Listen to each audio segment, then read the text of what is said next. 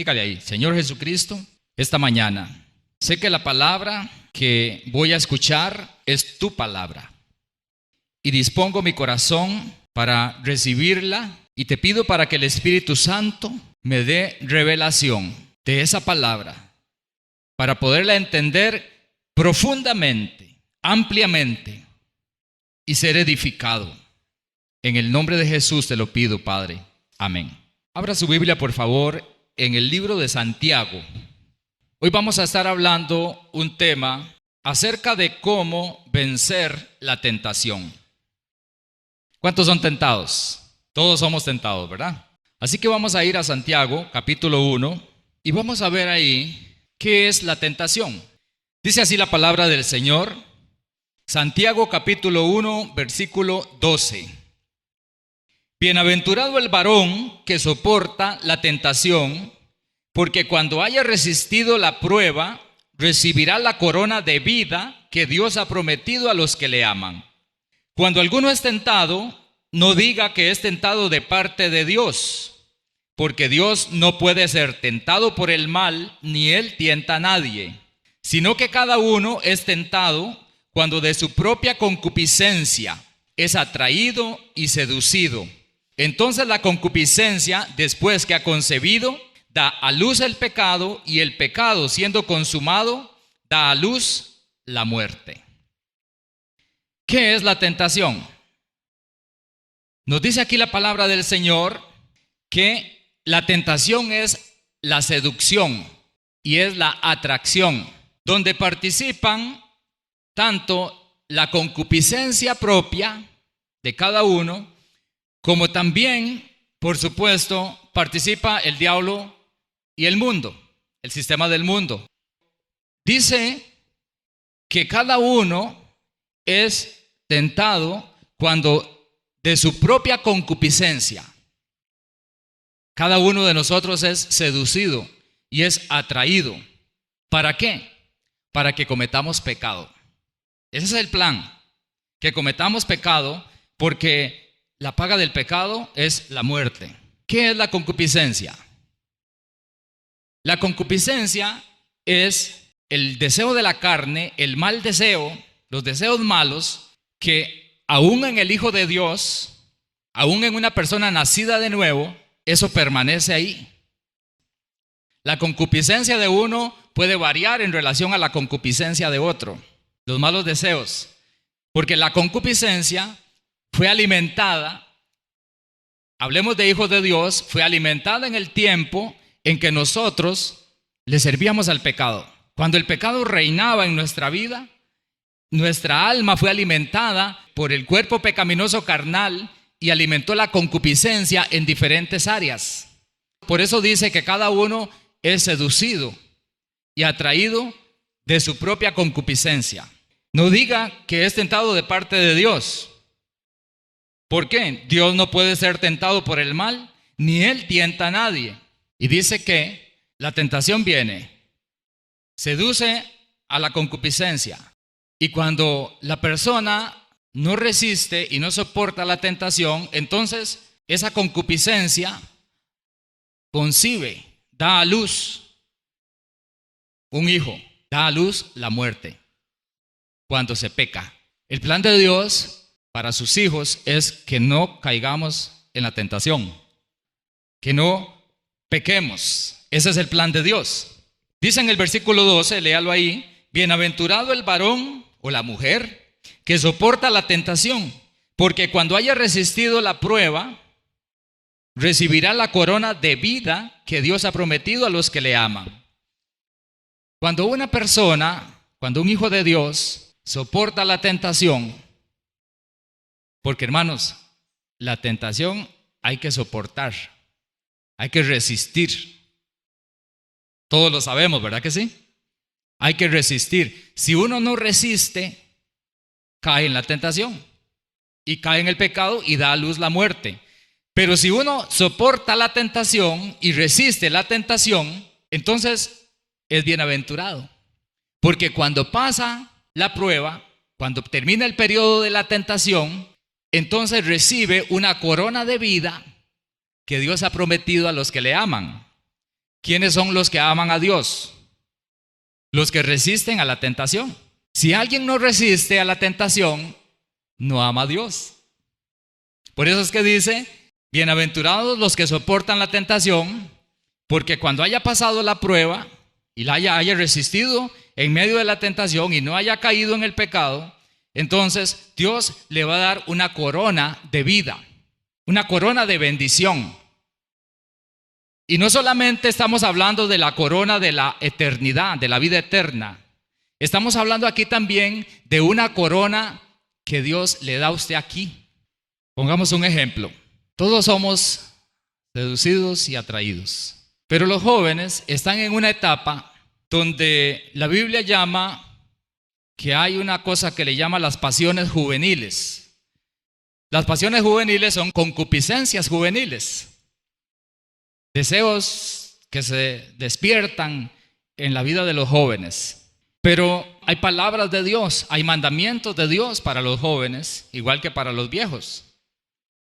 Entonces dice la palabra, le dice el Señor, así personalmente le dice, Juan o Ana, no te unas en un yugo desigual con un incrédulo. ¿Les dice eso a los jóvenes el Señor? Sí, ¿verdad?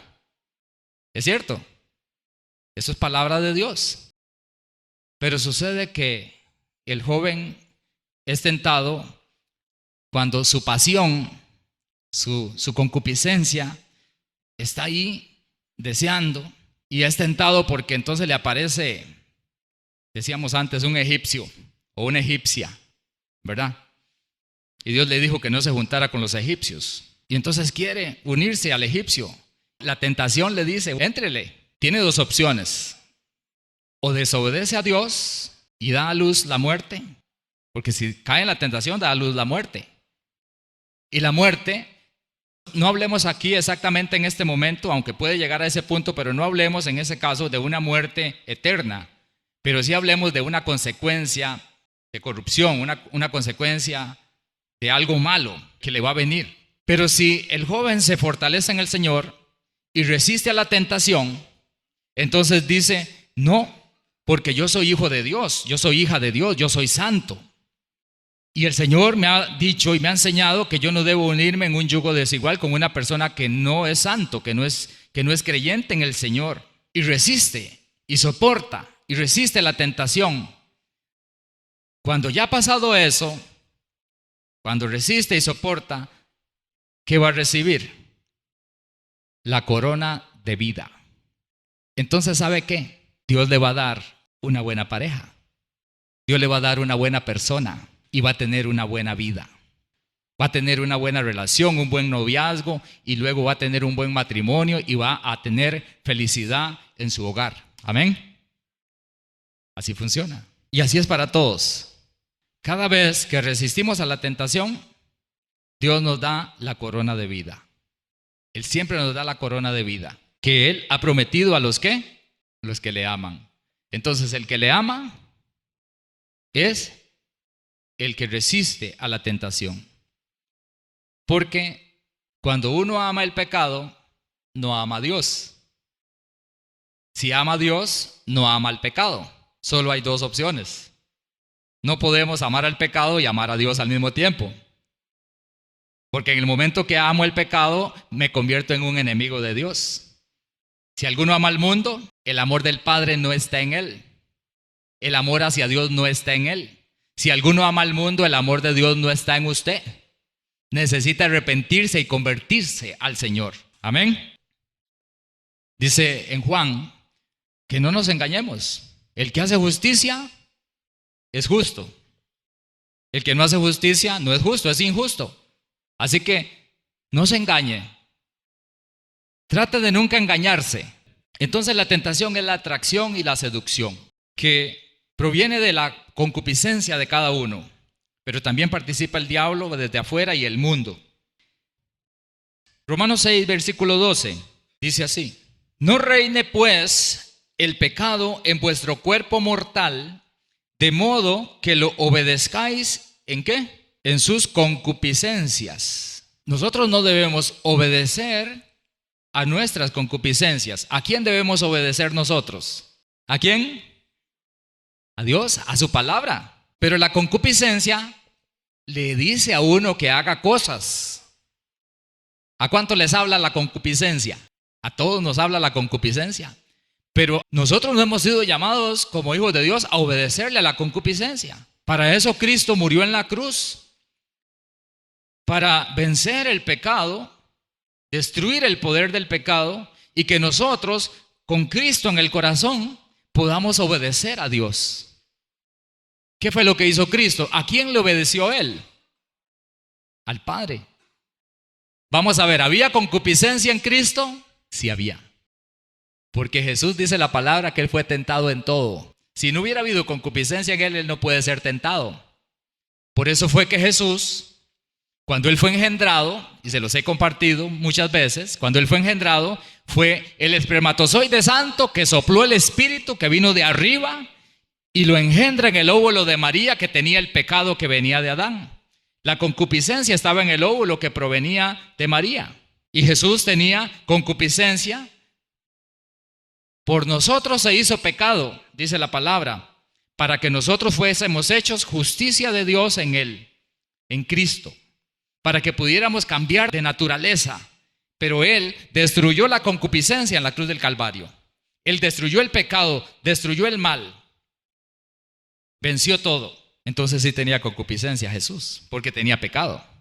No que cometió pecado, ¿verdad? Sino que tenía la naturaleza del pecado. Si no, no hubiera venido a hacer nada por nosotros. Amén. Jesús fue tentado en todo, por eso estaba en carne.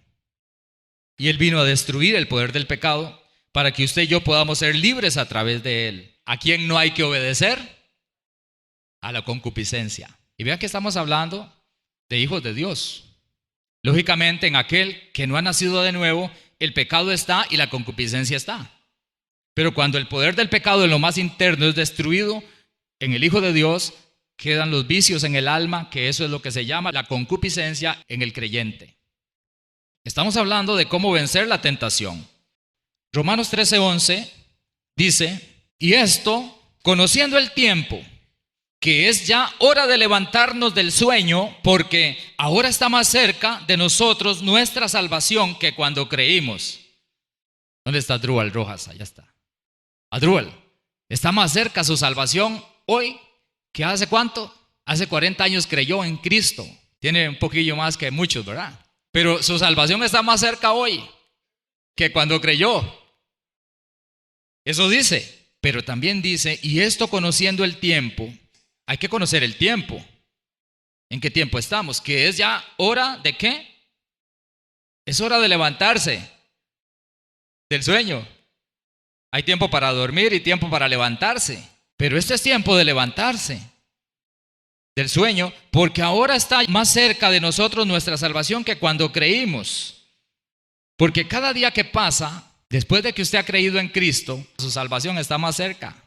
Su redención total está más cerca porque Cristo está más cerca de venir.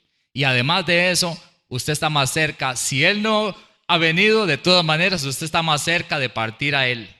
Cada día que pasa estamos más cerca. Así que, hermano, cuando usted cumple años, no se ponga a llorar porque cumplió 50. Alabe a Dios y diga, Señor, gracias, estoy más cerca. Y cuando tiene 60, diga, más cerca. Alégrese cuando cumple años, porque está más cerca. Luego dice, la noche está avanzada y se acerca el día de la venida del Señor. Desechemos pues las obras de las tinieblas y vistámonos las armas de la luz. Andemos como de día honestamente, no en glotonerías ni borracheras, no en lujuria y lascivias, no en contiendas, no en envidias, sino vestidos del Señor Jesucristo, y no proveáis para los deseos de la carne, no proveáis para las concupiscencias, que son los deseos de la carne. Hermanos, la noche está avanzada y está por amanecer, y es hora de levantarse, es hora de andar, porque aunque todavía estamos aquí, ya está por amanecer, porque vivimos en un mundo de tinieblas y de oscuridad, de pecado. Este mundo es así. pero está por amanecer. Ya casi amanece, ya casi viene el día, ya casi usted va al Señor o Él viene por nosotros. Pero ya tenemos que levantarnos. Hay que reconocer el tiempo. ¿En qué tiempo estamos? ¿Es tiempo de dormir o tiempo de levantarse? Andemos como de día, no como de noche. ¿Cómo se anda de noche? Cuando no se vive honestamente, cuando se vive en glotonerías y borracheras, cuando se vive en lujurias y lascivias, cuando se vive en pleitos y contiendas, cuando se vive con envidia, siendo un envidioso, un mentiroso, un perezoso, un vagabundo. Así se anda en tinieblas. Pero dice que nosotros debemos vestirnos del Señor Jesucristo, que nos vistamos de las armas de la luz, que son las armas de Jesús, que nos vistamos del Señor para que andemos como de día, aunque en este mundo todavía es de noche. Por eso usted va a seguir viendo que pasan cosas de las obras de las tinieblas en este mundo, pero nosotros tenemos que vivir en el día, en la luz de Jesús, vestidos de la luz que es Jesús. Debido a esto, hay una cosa muy importante. Cada uno de nosotros debe trabajar en las debilidades. Cada uno de nosotros debe reconocer cuáles son sus concupiscencias. ¿Saben que hay gente que es envidiosa? Es una concupiscencia. Y hay otro que no. Hay otro que no es envidioso. Y la envidia es terrible. Es una carcoma de los huesos, dice la palabra. Una persona envidiosa, hermanos, no se puede alegrar cuando otra persona progresa. Si usted quiere saber si usted es envidioso, póngale cuidado cuando usted se da cuenta que a alguien le va bien en algo. ¿Cómo reacciona usted? ¿Se alegra por eso? ¿Se alegra porque el hijo del vecino es buen estudiante y gana puros cienes y le va bien? ¿Se alegra? ¿O se molesta? ¿Se alegra porque el hermano compró un carro último modelo? ¿Se alegra porque tiene un carro bonito o se hizo una casa bonita? ¿Se alegra usted porque otro progresa? ¿O cuando ve que alguien progresa, hay una cosa que se lo come por dentro? La envidia. Y eso es una concupiscencia. No debemos andar en envidias. La borrachera es una concupiscencia. Querer embriagarse es una concupiscencia. La glotonería es una concupiscencia. Hay que comer. Pero cuando uno lo que hace es comer hasta hartarse, ya no quiero ni ver. Y todo el tiempo en esas. Vivir en glotonerías y borracheras. Es una concupiscencia hartarse. Cada uno tenemos que examinarnos. La lujuria y la lascivia es una concupiscencia, por supuesto. Puede darse en hombres y mujeres. Las contiendas. Hermanos, hay personas que tienen la concupiscencia del pleito. Están buscando cualquier cosita para hacer un burumbum. Por cualquier cosa hacen un problema. Tienen la concupiscencia de la contienda. Están así, no me digan ni ya. La concupiscencia de estar peleando. Hermano, analícese. Cada uno de nosotros, usted sabe cuáles son sus concupiscencias. Y trabaje en eso. Reconózcalo delante de Dios y trabaje en eso. Porque son sus debilidades. Y todos tenemos algo de eso. Por supuesto, tengo que aclarar aquí una cosa. Nadie va a poder vencer y resistir a la concupiscencia o a la tentación si primero no nace de nuevo. Primero hay que nacer de nuevo. Es necesario nacer de nuevo.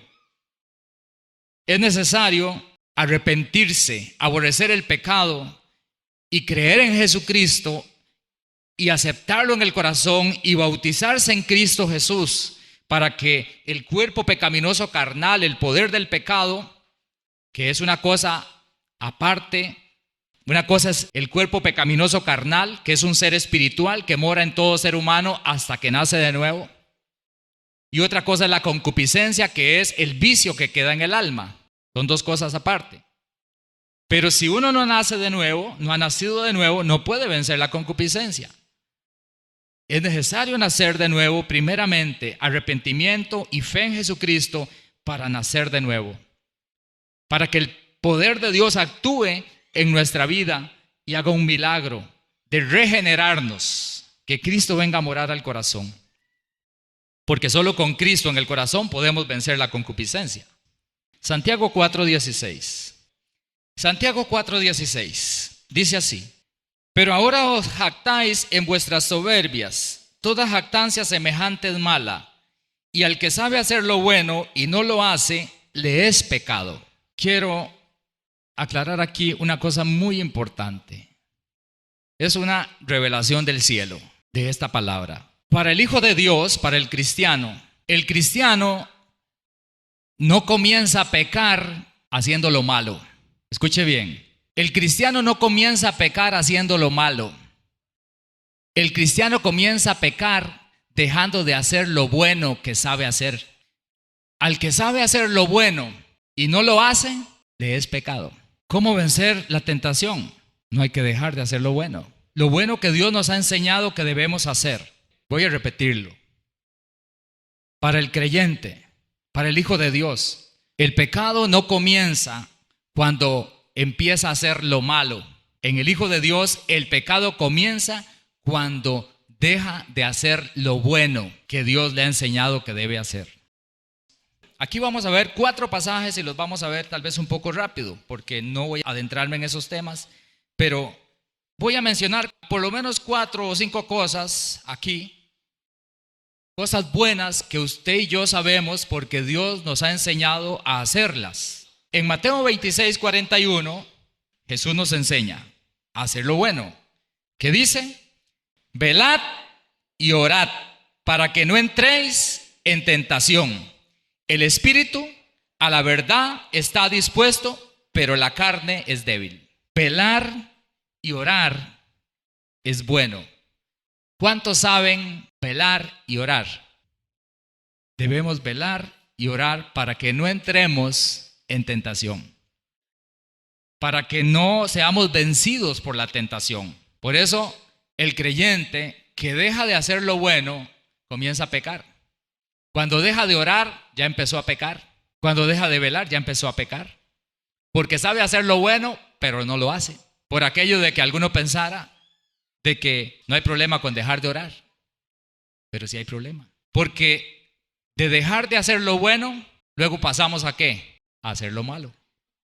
Hebreos 10:25 dice así: no dejando de congregarnos como algunos tienen por costumbre, sino exhortándonos, y tanto más, mucho más, cuando veis que aquel día se acerca. Y antes vimos que cada día nos acercamos más. Porque si pecáremos voluntariamente después de haber recibido el conocimiento de la verdad, ya no queda más sacrificio por los pecados, sino una horrenda expectación de juicio y hervor de fuego que ha de devorar a los adversarios. Versículo 36. Porque os es necesaria la paciencia, para que habiendo hecho la voluntad de Dios, obtengáis la promesa. Congregarse es bueno. Mirad cuán bueno es congregarse. Sabemos hacerlo. Cuando dejamos de congregarnos, desobedecemos a la palabra. Cuando no tenemos constancia en congregarnos, dejamos de hacer lo bueno y estamos pecando. Amén. Me quedo esperando para que meditemos. Cuando dejamos de congregarnos, cuando perdemos la constancia en congregarnos, estamos dejando de hacer lo bueno que Dios nos ha enseñado en la palabra. Y al que sabe hacer lo bueno y no lo hace, por dicha que es la palabra la que habla. Amén. Vean lo que dice el versículo 26. Cuando se deja de congregar, ¿qué es lo que sigue en el 26? Porque si pecaremos voluntariamente, es porque cuando dejamos de hacer lo bueno, pasamos a hacer lo malo. Y el problema de eso es que podemos pasar a hacer lo muy malo, al punto de lo que dice ahí, porque es la palabra. Pecar voluntariamente después de haber recibido el conocimiento de la verdad de Cristo, después de haber participado de Cristo, después de haber nacido de nuevo, inclusive, porque hay una palabra que lo enseña claramente, que habiendo sido santificado, dice la palabra, se desliza o cae. Porque nos es necesaria la paciencia para que habiendo hecho la voluntad de Dios, obtengamos la promesa. Hermanos, paciencia es que tenemos que resistir, que tenemos que soportar, que tenemos que luchar y esperar la venida del Señor. y estar preparados. Amén. Vean ustedes que estoy mencionando cosas que la mayoría las saben, porque precisamente el asunto es que estoy hablando de lo que sabemos hacer. No estoy hablando de lo que no sabemos hacer, estoy hablando de lo que sabemos hacer, y si alguno no lo sabía, pues aquí lo aprende. Romanos 10:17 dice: así que la fe es ¿por qué? El oír, y el oír por la palabra de Dios. Es bueno oír la palabra de Dios. Para oír la palabra de Dios hay que disponerse. Usted podría estar aquí y no estar oyendo la palabra de Dios. Usted podría estar aquí sentado y usted está con su mente en otra cosa, porque usted dice: bueno, es bueno, me congrego. Pero no solo es congregarse, también hay que oír. ¿Por qué? Porque la fe viene por el oír, y si uno no oye la palabra de Dios, no puede producir fe y no puede agradar a Dios. Porque sin fe es imposible agradar a Dios, pero la fe viene por el oír la palabra de Dios. Es bueno oír la palabra. Pero cuando usted está, y me voy para el baño, y hago para allá, y hago para acá, usted ni siquiera oye la palabra porque pierde el hilo de lo que se está predicando. ¿De qué estamos hablando hoy? ¿Cómo vencer la tentación? Es bueno oír la palabra. El Señor nos ha enseñado en su palabra que es bueno oír su palabra porque produce fe en nosotros. Y todos necesitamos fe para poder vencer. Y esta es la victoria que ha vencido al mundo, nuestra fe. Pero ¿cómo obtenemos esa fe? Por el oír de la palabra de Dios. Entonces es bueno no solo que usted la oiga aquí, sino que usted la oiga en su casa cuando usted abre su Biblia y usted la lee. Amén. ¿Qué pasa cuando dejamos de hacerlo? ¿Qué estamos haciendo? Pecando.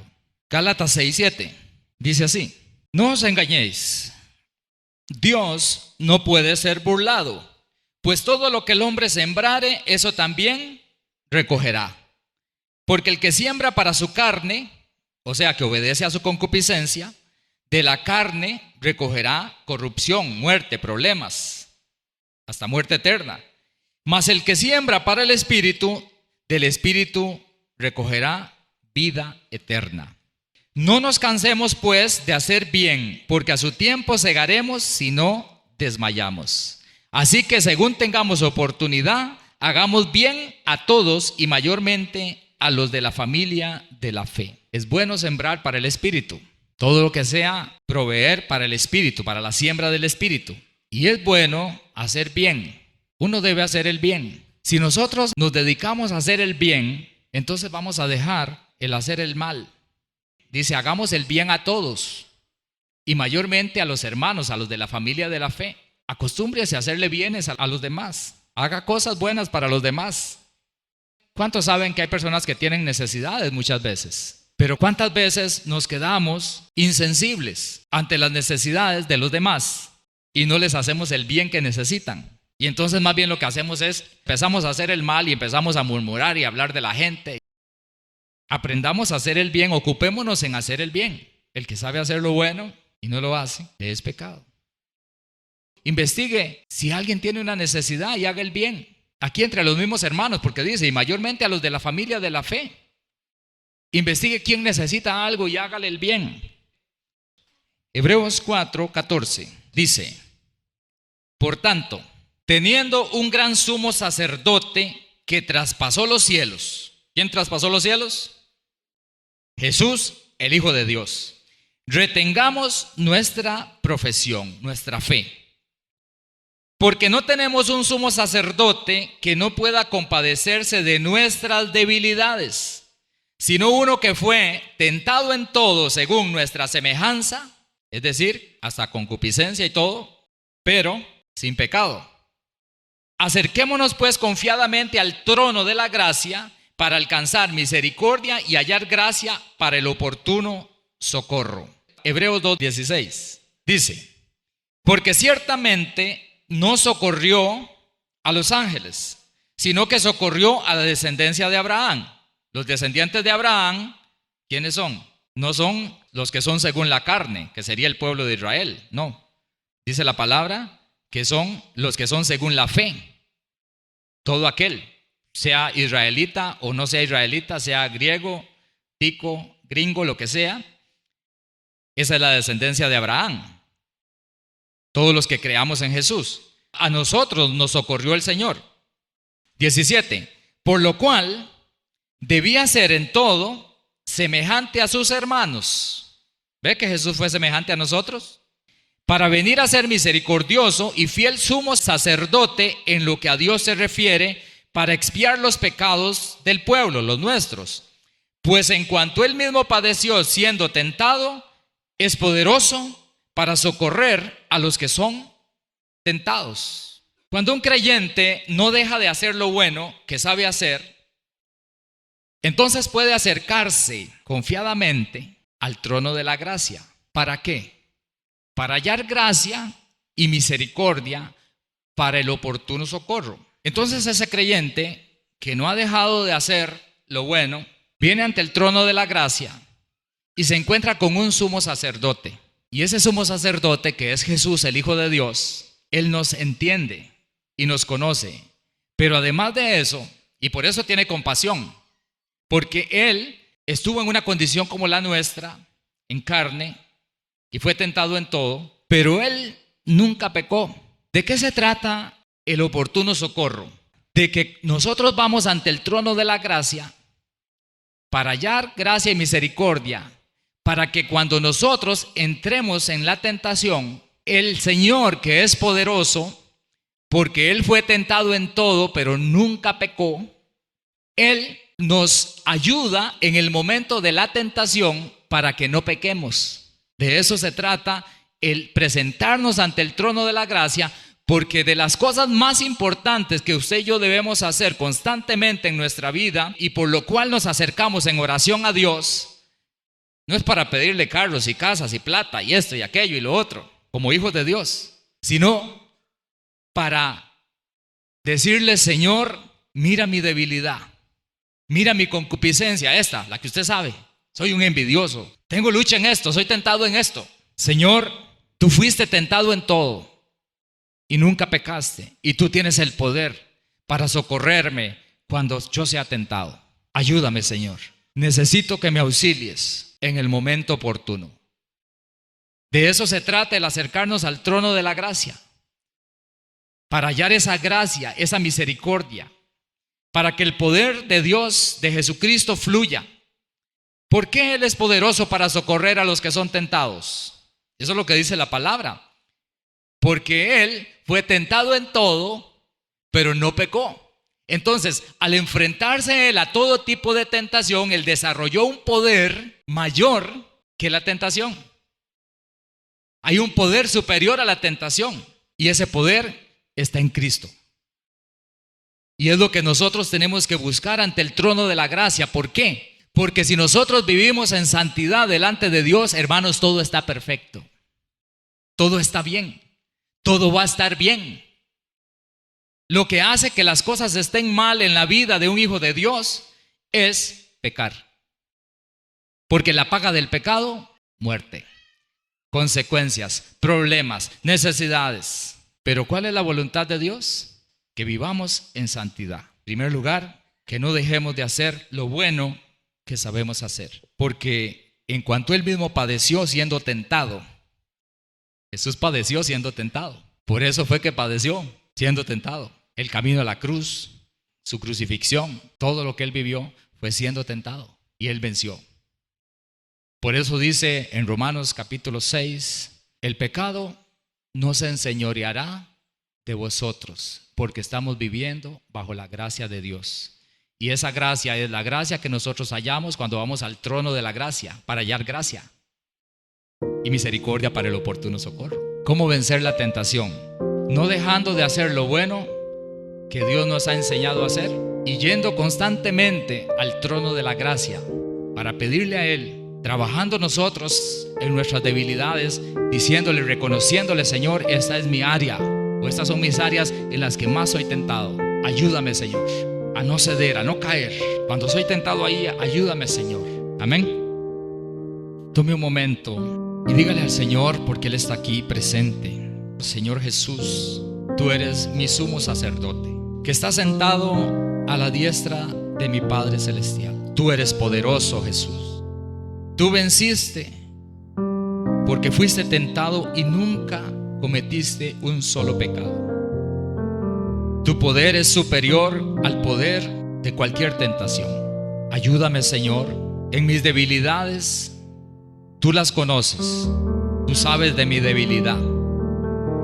Ayúdame, Señor, para no fallarte, para vivir en santidad delante de ti, agradarte y agradar al Padre, como tú, Jesucristo, agradaste al Padre. De esa misma manera, yo quiero agradar al Padre Celestial, porque puedo entender que no vale la pena caer en ningún tipo de tentación, que la seducción y la atracción que se provoca por mi concupiscencia es puro engaño. No hay nada bueno allí. Pero en obedecerte a ti, Señor, ahí sí hay algo bueno. Hay una corona de vida y yo quiero constantemente estar recibiendo esas coronas de vida, esas bendiciones, porque de ti, Señor, proviene lo bueno, de ti proviene lo mejor. Tú eres el dador de toda buena dádiva y de todo don perfecto. Señor, gracias. Y quiero hacer otra oración. Si hay alguien aquí que no tiene seguridad de su salvación, quiero que su corazón se prepare.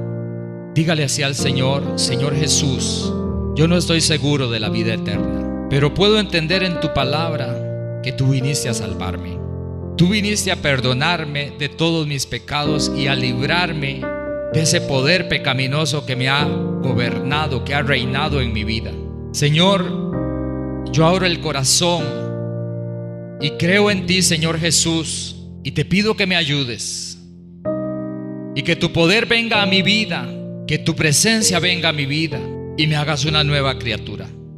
Que el Espíritu Santo sople en mí un nuevo ser, para que tú vivas en mí y yo pueda hacer la voluntad del Padre Celestial. Gracias, Señor. Amén. Dele un aplauso a nuestro sumo sacerdote. A nuestro sumo sacerdote. Amén.